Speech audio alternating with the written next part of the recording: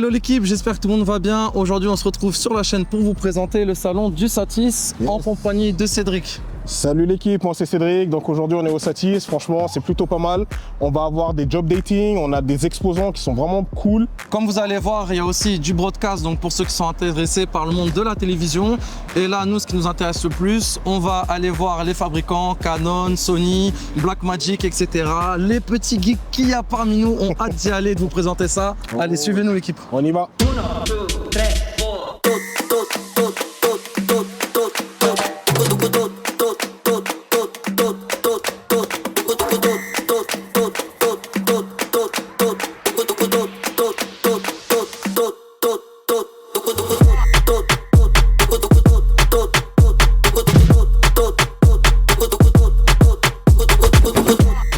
Les amis, là on est sur le stand de chez Red et il y a la nouvelle Komodo X qui est installée. Donc on commence enfin à avoir sur les Komodo du slow motion. Ils l'ont intégré et surtout ce que je voulais vous montrer, c'était le Ranger de chez Laowa. Vous le savez, je suis très fan de Laowa. Tu peux passer sur, vas-y. Vous le savez, je suis très fan de Laowa. J'ai le Probe actuellement, j'ai aussi un Macro T100, j'ai les nanomorphes. Mais voilà, pour du corporate, j'ai plus besoin d'avoir un objectif tel que le Ranger. Ça fait longtemps que je cherche à le voir. Donc là, comme vous pouvez le voir, je crois qu'on l'a en monture réelle. C'est un 28-75 qui ouvre à T2.9 et j'attends impatiemment qu'il nous fasse enfin un zoom en grand angle pour pouvoir prendre un set d'objectifs. Donc là, on est sur des objectifs cinéma et ce sera parfait pour mettre avec ma Red tout simplement. Alors là, je suis avec Quentin de Vecton Prod qui va nous présenter tout le stand TRM et je vais lui laisser la parole. Bonjour à tous, bienvenue sur le stand de TRM au Satis 2023. On est actuellement sur le corner Red. Il faut savoir qu'on a fait plusieurs pôles. En fait, comme chez TRM, on est importateur et revendeur de énormément de marques. Du coup, on a segmenté un petit peu notre stand. Donc sur le corner Red, qu'est-ce qu'on peut trouver d'intéressant? On peut trouver cette petite Komodo X avec le nouveau Laowa Ranger qui est très attendu de la part des filmmakers. Et dessus, on a mis un petit accessoire qui n'est pas très courant. C'est le Mutiny que vous voyez ici. En fait, c'est un petit accessoire, un petit dos que vous venez fixer à votre Komodo qui vous donne plein de sorties supplémentaires. Et on a mis à côté de ça, on l'a couplé avec un autre petit accessoire de chez Mutiny qui est un isolateur SDI. On sait tous que les Red, elles sont assez sensibles au niveau de tout ce qui est SDI, connectique. Pour pas risquer de griller sa caméra ou de griller son port, on peut utiliser ces petits isolateurs. C'est des accessoires que vous pouvez retrouver directement chez TRM. C'est incroyable parce que c'est vraiment des choses qu'on voit. J'ai eu des témoignages de gens qui ont cramé leur port SDI et c'est vraiment un game changer pour le coup. Et sans vouloir leur jeter la pierre, mais c'est un problème, les SDI qui est connu de Red et qui est exclu des garanties. Donc faites très gaffe à ça avec vos Komodo et tout. Un petit isolateur comme ça coûte pas bien cher et au moins vous êtes vraiment safe au niveau de votre port SDI. Ici, on a l'ancienne Komodo, la première du nom, donc la Komodo Sika, sur laquelle on a monté une optique qui est sortie récemment. On a fait une petite review dessus chez TRM. C'est les pavots de chez DZO. Ce sont des optiques anamorphiques au ratio x2, donc qui est très rare de trouver des optiques au ratio x2 avec un aussi petit encombrement. Donc on est sur des optiques qui ont vraiment un look très cinoche, très sympa. Et là, je sais pas si tu veux peut-être venir de mon côté, que je te présente déjà la plus grosse Red qu'on a sur le stand. Donc la V-Raptor XL, donc qui est le nec plus ultra, ce qui se fait de mieux aujourd'hui chez Red. Et dessus, on a monté ce petit accessoire Zeiss qui aujourd'hui est un prototype. Ce n'est pas encore sorti, ça va bientôt sortir. Ça s'appelle le Synecraft Scenario. C'est en fait un outil de tracking de vos données.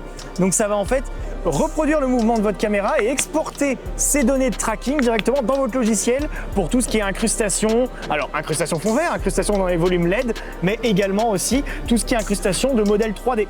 On peut avec ça, et c'est en temps réel, c'est ça qui est fou, on peut intégrer un modèle 3D en temps réel dans le retour vidéo du cadreur. Incroyable. Par exemple, vous filmez la suite de House of the Dragon, vous avez besoin de cadrer un dragon, vous exportez, vous demandez à votre équipe VFX de vous exporter une version un peu low res, low poly de votre dragon Je suis pas sûr qu'on puisse prendre encore en charge l'animation. Peut-être que ce sera juste un modèle fixe, mais ça permet en tout cas à votre cadreur de cadrer en ayant ça directement dans son retour vidéo. C'est assez Ça dingue. tombe bien, c'est nous qui devons tourner d'ailleurs sur le prochain tournage. Donc, Bah voilà. on viendra chez TRM. Non, par contre, en vrai de vrai, je sais pas quand est-ce que vous sortirez votre vidéo, les gars, mais fin novembre, on a le Red Meet pour TRM. C'est un événement sur lequel il faut s'inscrire. C'est un événement gratuit, hein, mais il faut J'étais s'inscrire déjà en venu à amont. celui de l'année dernière. Et bah sur celui de cette année, les gars de Zeiss vont venir nous faire une démonstration de ce produit. Parce que là, non, là c'est à La Fabrique, dans le 10e arrondissement. D'accord, on sera là. La Fabrique République, pas loin de République du coup, c'est le soir, ça commence à 18h30 je crois, et il y a des workshops sur Red, sur le Synecraft Scénario avec des gars de Zeiss qui seront là pour le montrer en action. Et ça va être dingue, ça va être fou. Mais déjà la dernière fois c'était incroyable, il y avait même Forest qui faisait aussi des cours d'étalonnage, etc. C'est ça. Ouais, c'était... Là on a toute une masterclass aussi sur le process IPP2, Ouais, donc pareil ça aussi pour les utilisateurs de Red, quelque chose qu'il faut absolument savoir bien. pour bien utiliser. Maintenant on va passer sur le setup à côté, regarde. Ici on n'est plus chez Red, là maintenant on est sur une config où il y a quasiment que des produits nouveaux, c'est ça qui est trop bien. On a le dernier slider de chez Zippon qui est sorti il y a même pas 2 mois, je crois, à peine, hein, il vient tout juste d'arriver sur le marché. Donc honnêtement, ça c'est mon coup de cœur. Ceux qui me connaissent un petit peu savent que j'ai beaucoup râlé sur les sliders, et notamment les sliders d'Edelkrone que je trouve scandaleusement chers et inutiles, parce qu'ils sont très mauvais. Celui-là, on a une qualité celui-là est dingue. supérieure ou est similaire en tout cas, mais pour un prix... Celui-là est absolument fou, et il faut imaginer que ça c'est le modèle 80 cm, c'est le plus petit qu'ils font. Je vous le présenterai les gars, je l'ai au studio aussi. C'est le 80 cm avec uniquement le panoramique, t'es à peu près à 800 balles. Ouais, 800 balles pour exactement. un slider, c'est que dalle par rapport à ce qui se faisait encore il y a quelques années. Sachant qu'on peut le combiner aussi avec les têtes. Il a un modèle pro avec du coup le tilt en plus. Exactement. Dessus on a mis la nouvelle Blackmagic 6K full frame. Incroyable, la full frame. Et oui, on dirait pas, parce qu'en fait en vrai il n'y a pas grand chose à part le petit 6K full frame à l'avant qui montre que c'est la nouvelle, mais c'est la nouvelle Blackmagic 6K. Sur laquelle on a monté le Laowa Pro 2B, donc c'est la version 2 du Probe que tout le monde connaît. Magnifique. Le gros avantage qu'elle a maintenant, Le c'est que T8. outre le fait qu'elle a été retravaillée intégralement en termes d'optique, elle est bien meilleure, mais c'est surtout qu'elle ouvre à 8, là où l'autre ouvrait à 11. 11 ou 14. 11 ou Moi, je 14, veux bien je sais être à plus. 14. 14, c'est Voilà, ça, ouais, non, ça. exactement, Il ouvrait à 14, mais en réalité, pour avoir un petit peu de netteté, avoir une balle bien sharp, il fallait fermer à 22. Ouais. Là, Exactement. on ouvre à 8, c'est-à-dire que là où avant il te fallait 2000 watts de LED Ouais. pour éclairer ton setup, Totalement. là on a 200 watts. Incroyable. Et 200 watts, on est à 200 ISO. Plus un petit contre. Donc plus le petit contre, voilà, c'est un petit contre de 100 watts, je crois, qui est à 40%. Ah, c'est sûr que quand on était sur le F14, c'est- il était tout visionnatif. Hein. Voilà, donc là on est vraiment sur une config qui maintenant peut s'adapter à énormément de Magnifique. cas. Et Magnifique. surtout, elle existe en 3 versions. Là, vous avez la version classique, donc toute droite. Il y a une version avec un périscope 35 degrés au bout, Tout à fait. donc pour faire de la contre-plongée, trucs comme ça. Et une autre version avec un double périscope, un peu comme l'objectif, tu sais, l'objectif T-Rex Tout à fait. qu'on utilise beaucoup pour filmer de la maquette. Donc tu as un premier déport et un deuxième ensuite, ce qui te permet du coup de décaler ton image et de filmer. C'est beaucoup utilisé pour les maquettes. en vrai. Incroyable. Incroyable. Non, mais puis ce qui est bien, c'est que là, on voit le setup, il est abordable pour beaucoup de filmmakers finalement. Ah ouais, totalement. Là, on est sur un slider Mm. qui coûte 800 balles, une caméra qui coûte un peu plus de 2000 balles, si je dis pas de conneries. Il y a juste ouais. le probe, j'ai pas le prix. Le probe, il est à 5000. Mais le ouais, probe, bon. honnêtement, le probe, tu le loues. Oui, Tu voilà, l'achètes c'est pas. ça. s'il y a besoin. C'est beaucoup trop spécifique. Un objectif comme ça, tu vas surtout aller le louer. Alors, l'ancienne version était à 2000, donc c'était un peu plus abordable, mais là, En franchement, fait, c'est passer simple. sur du T8, Il est 2 fois plus cher parce qu'il est 2 fois mieux. Ah, exactement. Il n'y a pas, Bah, c'est la y a pas d'argument marketing à la foireux, hein, mais Exact. il est vraiment 2 fois mieux et il est 2 fois plus cher. C'est un Vaxis, non Non, ça c'est un Portkeys. C'est le dernier modèle 7 pouces de chez Portkeys. Ok. Pareil, tu vois, à l'arrière, si jamais tu veux venir Avec regarder à du l'arrière, SDI. tu as du SDI, tu as 2 entrées SDI, une entrée HDMI, un SDI out pour reboucler ensuite vers un viewfinder ou vers quoi que ce soit. Bon, franchement, on est sur un produit qui est ultra complet. Et ça, au niveau du tarif, ça donne quoi? Alors je connais pas le tarif du Portkeys malheureusement, parce que je t'avoue que je n'ai pas vu le prix. D'accord. Mais il doit pas être très cher, Portkeys en général. Oui, pas- en général, pas c'est trop cher. abordable, mais C'est vraiment, plutôt moi, je trouve que c'est un abordable. setup vraiment. Ben, voilà. Le seul petit truc, moi, que à titre personnel, je reproche à Portkeys, c'est leur interface que je trouve franchement très très cheap. D'accord. Je trouve leur interface un peu. T'as l'impression d'être sur un truc un peu bidouillé, codé par un pote ou quoi. Ok. C'est pas. J'irai prendre le C'est temps. pas ce qui est mieux. Par contre, la dalle est de bonne qualité, le produit est de bonne qualité, ça y a pas de souci. Mais ouais, l'interface, tu le mets face à du Small HD par exemple. Ouais. Non, mais après, bon, en Small HD, Voilà. forcément, on est sur le haut de gamme. C'est ça. T'as d'autres choses à présenter? Ouais, qu'est-ce que je peux te montrer d'autre? Je peux te montrer le Panatrack par curiosité. Tu vois le truc ici là? Ça pareil, ça c'est plus pour de la curiosité parce qu'on est des nerds, on aime bien le matos. Donc le Panatrack qui est un système en fait qui est beaucoup utilisé avec comme là une PTZ montée dessus. Ça va beaucoup servir pour tout ce qui est live, stream, etc. Alors plus de la téloche, hein, télévision en termes de qualité de production, mais ça permet en fait de faire des effets hyper léger, le slide est hyper léger, on peut le monter vous voyez, sur des trépieds, on peut le poser sur un meuble ou quoi. Typiquement, si vous regardez des images de la cérémonie des Oscars de l'année dernière, ils en avaient un comme ça qui faisait tout le tour de la scène. Posé sur une rambarde, hein. Il était juste posé sur une rambarde comme ça et en fait, ils lui font faire des allers-retours et ça fait une source supplémentaire qui est animée, etc., qui permet de pouvoir faire des trucs sympas. Et vous pouvez contrôler tout ça depuis la surface qu'on a mis ici. Regarde ça, hop, regarde. Cadreur, hop, Inception. Oh là là là là, incroyable.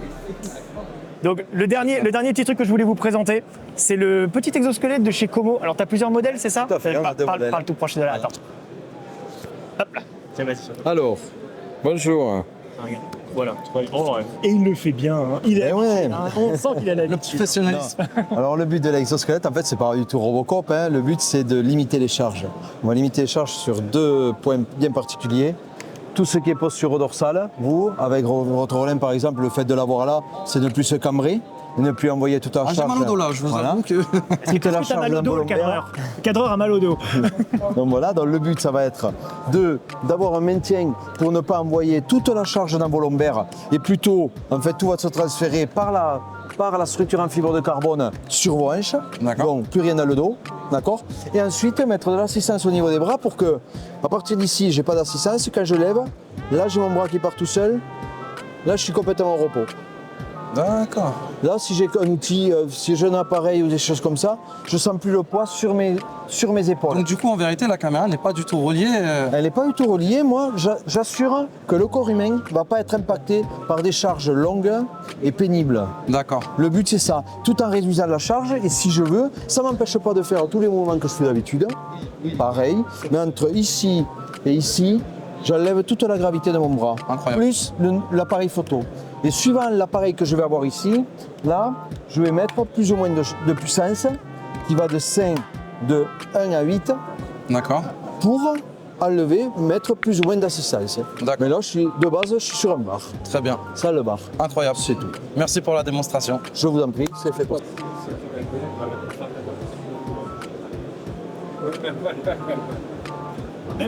Là, sans effort. Ça me soulage bien. Là, sans effort. Même une. Aucun impact. Incroyable. Écoutez, moi j'ai beaucoup appris en regardant ces vidéos sur sa chaîne YouTube et je pense que vous avez beaucoup à apprendre. Il est parti à l'étranger, tu es parti aux États-Unis. Au niveau docu, etc., c'est vraiment un ancien dans la vidéo. Donc allez voir Vectan Production, je vais vous mettre le lien de sa chaîne YouTube et on continue la visite. Ouais, ça marche. De rien.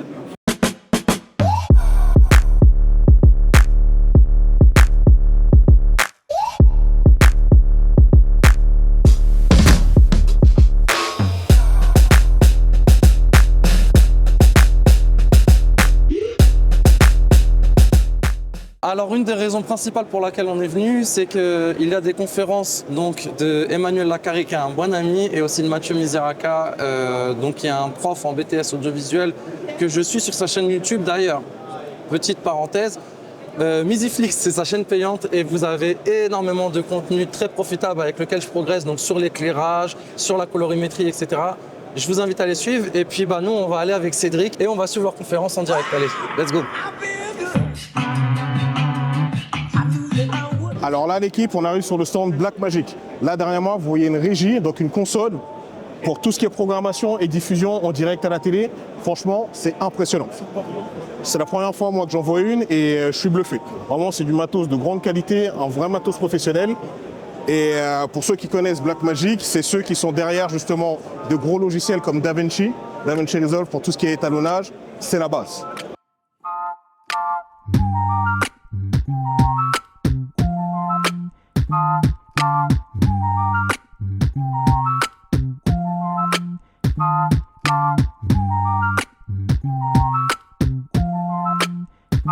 Donc là, on se retrouve chez le stand de Godox. Alors pour ceux qui ne connaissent pas Godox, qui m'étonne très fortement, c'est une marque donc, qui fabrique de la lumière. Personnellement, je l'utilise pour mes flashs, mais j'ai aussi beaucoup utilisé pour de la vidéo parce que c'est de la lumière continue. Donc là, je vois carrément, ils nous ont sorti un 2400 watts, ce qui est énorme. En plus, en bicolore. Je ne sais pas si tu peux filmer là au niveau du ballast, mais déjà, ça demande une sacrée organisation, je pense, pour pouvoir utiliser ce genre de ballast. Après, en plus connu, forcément, on va avoir les coques en 300 watts. Donc là, apparemment, c'est le modèle 3 en bicolore. Donc voilà, clairement, pour du 300 watts, on est sur quelque chose d'assez léger. En plus, il n'y a pas besoin de ballast. Et des fois, c'est vraiment pratique parce que quand on est sur des tournages, même si c'est vrai que le ballast, ça permet de régler quand la light est en hauteur. Et ben là, vous pouvez régler directement sur la light. On peut voir aussi là-bas derrière la S60B qui est toute petite. Franchement, c'est le genre de lumière que j'adore avoir dans les tournages. Ça permet de créer des ambiances très facilement et là, on peut la caler clairement n'importe où. Et voilà, moi, c'est ce que je préfère dans la vidéo, c'est l'éclairage. Je pense comme beaucoup de personnes parmi vous. Et on est gâtés, là, on peut voir encore du 1200 watts en bicolore. Incroyable. Quand je repense dans les années 2020, à l'époque un peu Covid, Godox qui sortait leur première light, ça ventilait fort, etc. Là, on est clairement dans une grosse évolution et je pense qu'ils sont parmi les grandes marques qu'on peut voir sur le marché de la lumière. Ok l'équipe, donc là, on est sur le stand Sony.